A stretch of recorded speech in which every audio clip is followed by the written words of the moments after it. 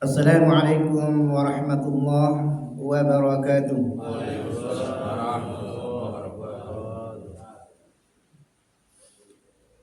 Alhamdulillah, alhamdulillahi rabbil alamin, alladzi an'ama alaina bi ni'matil iman wal islam. Wa ashhadu an la ilaha illallah wahdahu la syarika lah. Wa ashhadu anna Muhammadan abduhu wa rasuluh. Allahumma salli ala Muhammad wa ala alihi wa sahbihi ajma'in, amma ba'd. Jamaah salat subuh rahimakumullah, pada kesempatan ini kita akan melanjutkan hadis yang terdapat dalam kitab Umdatul Ahkam, hadis yang ke-25. Hadis ini berkenaan dengan madhi dan yang hukum yang sama dengannya. Hadis ini diriwayatkan dari Ali bin Abi Thalib radhiyallahu anhu, di mana disebutkan an Ali bin Abi Thalib radhiyallahu anhu qala kuntu rajulan nadza wastahyaitu an as'ala Rasulullah sallallahu alaihi wasallam limakan ibnatihi minni fa amartu al-Miqdad ibn al-Aswad fasa'alahu qala yaghsilu dzakarahu wa yatawadda. Ali radhiyallahu an mengatakan, saya seorang laki-laki yang mudah keluar madhi. Madhi adalah cairan yang keluar di saat seseorang itu nafsunya memuncak atau keluar karena gairah sahwat, ya. Dan keluarnya tidak terasa, baik laki-laki maupun perempuan.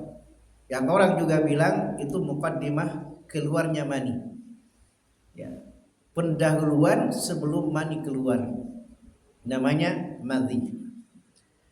Tetapi antara madhi dan mani itu memiliki hukum yang berbeda. Biasanya Ali bin Abi Thalib radhiyallahu an, kalau dia keluar madhi, dia mandi. Dia menyamakan dengan keluarnya mani.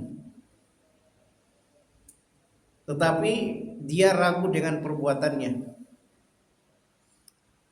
Sementara untuk bertanya kepada Nabi Shallallahu Alaihi Wasallam dia malu.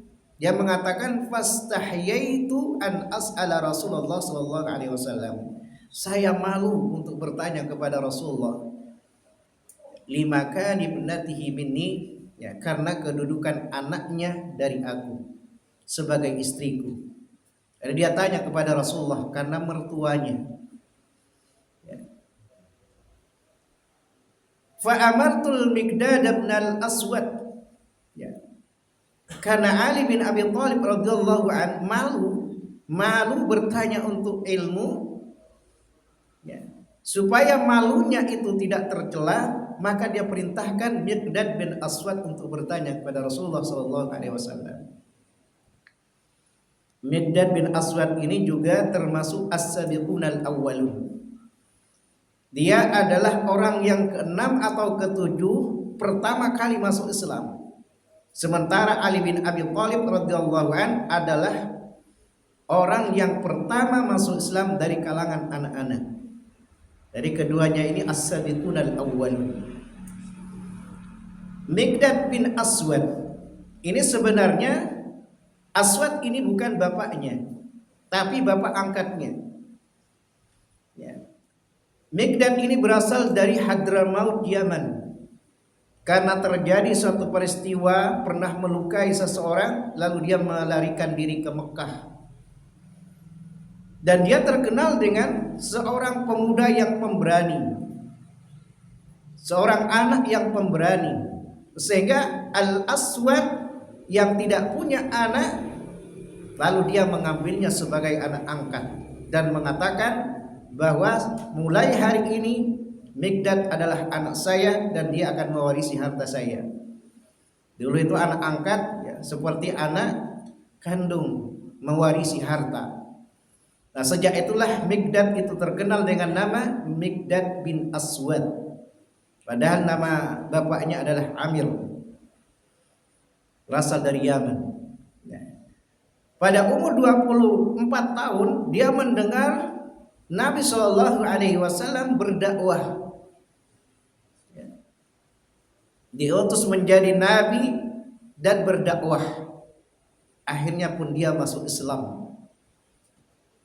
Jamaah sekalian rahimakumullah, dan dia adalah penunggang kuda pertama di dalam Islam. Jadi dia terkenal pemberani. Banyak jasanya di dalam Islam dan beliau meninggal di Madinah pada usia 33 tahun. Dan pada saat itu jenazahnya disolatkan oleh Utsman bin Affan radhiyallahu anhu. Ya. Jemaah sekalian rahimakumullah. Nah, begini caranya orang yang malu untuk bertanya tentang ilmu. Ya. Suruh orang lain untuk menanyakan. Karena seorang tabi'in yang bernama Qatadah Mujahid mengatakan, Mujahid muridnya Ibnu Abbas, la yata'allamu al-mustahi wal mustakbir. Tidak akan belajar ilmu ya, dua orang. Al-mustahi, orang yang malu, dia tidak akan ikut pengajian, dia tidak akan ikut kajian ilmu. Wal mustakbir, dan orang sombong. Jadi ada dua kemungkinan.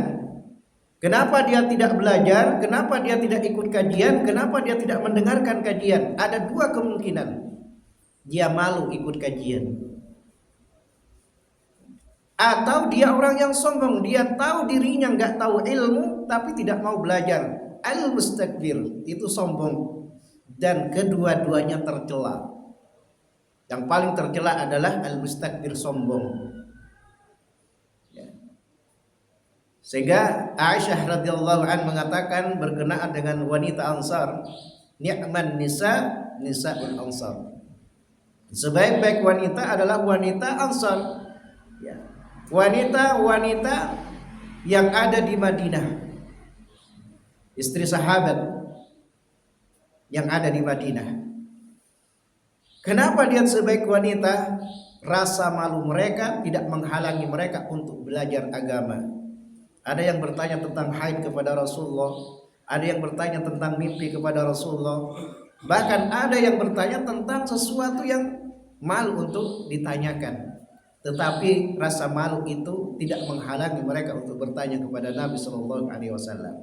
Ini wanita terbaik, kata Aisyah. Jamaah sekalian rahimakumullah. Lanjut hadis itu dikatakan oleh Ali bin Abi Thalib radhiyallahu an, dia memerintah Mikdad bin Aswad untuk bertanya kepada Nabi sallallahu alaihi wasallam. Lalu bertanyalah dia. Nabi sallallahu alaihi wasallam menjawab, hendaklah dia membersihkan atau mencuci zakarnya dan berwudu. Artinya madhi itu membatalkan wudu. Karena setiap yang keluar dari buang lubang, kemaluan dan dubur itu membatalkan wudu. Nah, cuman Nabi Shallallahu Alaihi Wasallam mengatakan ya ghasilu dzakarahu. Dia membersihkan, mencuci zakarnya, artinya madhi itu najis. Nah, bagaimana kalau madhi itu mengenai pakaian? Ya, kalau mengenai pakaian tidak usah dicuci, cukup dipercikkan air ke atasnya. Artinya yang terkena madhi itu saja yang dibersihkan. Tidak sama dengan kencing. Kalau kencing kena pakaian dicuci. Ya. Kalau madhi tidak, cukup yang terkena saja dipercikkan air, dibasuh dengan air. Ya. Jamaah sekalian rahimakumullah. Jadi kandungan hadis ini kita mengambil satu kesimpulan, ada dua faedah. Yang pertama berkenaan dengan malu. Malu pada asalnya itu baik karena dia adalah bagian iman. Nabi mengatakan al-haya'u minal iman. Tetapi dikecualikan ada malu yang tercela, yaitu malu untuk belajar agama. Malu yang menyebabkan kita meninggalkan syariat. Kemudian supaya terhindar dari malu yang tercela, padahal kita ingin belajar agama, maka kita perintahkan orang lain untuk bertanya tentang agama, lalu kita belajar kepadanya. Kemudian faedah yang kedua berkenaan dengan madhi. Madhi itu membatalkan wudu. Tetapi tidak diharuskan mandi setelah keluar madhi, tapi cukup dengan wudu. Jamaah sekalian rahimakumullah, itulah hadis berkenaan dengan madhi yang diriwayatkan dari sahabat Ali bin Abi Thalib radhiyallahu an. Mudah-mudahan kita bisa mengambil faedah dan mengetahui hukum yang berkenaan dengan madhi, dan dia termasuk pembatal wudu. Subhanakallahumma bihamdik asyhadu an la ilaha illa anta astaghfiruka wa atubu ilaik. Assalamualaikum warahmatullahi wabarakatuh.